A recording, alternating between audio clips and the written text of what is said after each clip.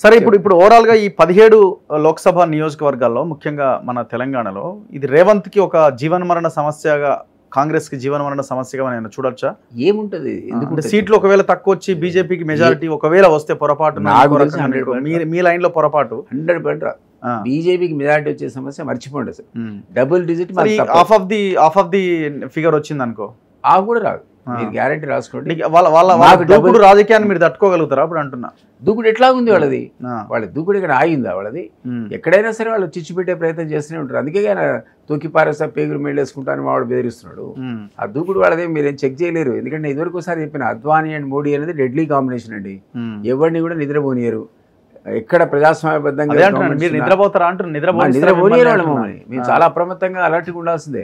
వాళ్ళిద్దరు వాళ్ళు నిద్రపోనియరు. రేపు అధికారంలోకి వస్తే ఇంకా ప్రమాదమే మాకు. కాబట్టి కాంగ్రెస్ రావాలి, ఇండియా రావాలని కోరుకుంటారు. కానీ ఆ నెరేటివ్ ఎక్కడ బిల్డ్ చేయగలుగుతున్నారు? అక్కడ ఫెయిల్ అవుతున్నారు కాంగ్రెస్.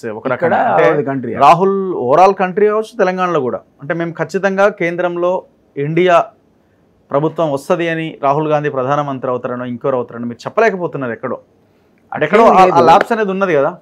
నేను ఇప్పుడు ఆశించిన స్థాయిలో ఆ ఇంప్రూవ్మెంట్ ఉండకపోవచ్చు, వేరియేషన్. కానీ ఫస్ట్ ఫేజ్ ఆఫ్ ఎలక్షన్స్లో మీకు క్లియర్గా అన్ని సర్వేస్ ఇండికేషన్ వచ్చింది కదా. 60% ఇండియాకు వస్తే 40% బీజేపీకి వచ్చిందనే విషయం తేటతెల్లమైంది. ఆ ఫస్ట్ ఫేజ్ ఎలక్షన్ రిజల్ట్ తర్వాతనే ప్రైమ్ మినిస్టర్ నోరు దాడడం మొదలుపెట్టాడు, ఫ్రస్ట్రేషన్లో మారడం మొదలుపెట్టాడు. ఆ ఫ్రస్ట్రేషన్ కారణమే అది. ఆ ఫ్రస్ట్రేషన్ ఎక్కడ రాబోతుందో మనకు కూడా తెలియదు. ఎందుకంటే పబ్లిక్ అంత ఈజీగా ఇప్పుడు యాక్సెప్ట్ చేసే పరిస్థితులు లేరు. సాఫ్రనైజేషన్ కానీ ఈ టైప్ ఆఫ్ హిందుత్వ కానీ. సో చెప్పలేము మనం. ఇప్పుడు వాళ్ళు 400 టార్గెట్ అప్కి పార్ 400 పార్ అంటున్నారు. అసలు ఆ 200 పార్ అయితే కాదు అనేటువంటి పరిస్థితి అది. చూడాలి ఏం చేద్దాం. We have to wait and see. Anyway thank you sir. Thank you very much. So ఇది కపిలవాయి దిలీప్ కుమార్ గారితో ఇంటర్వ్యూ. చూస్తూనే ఉండండి మన తొలి వెలుగు.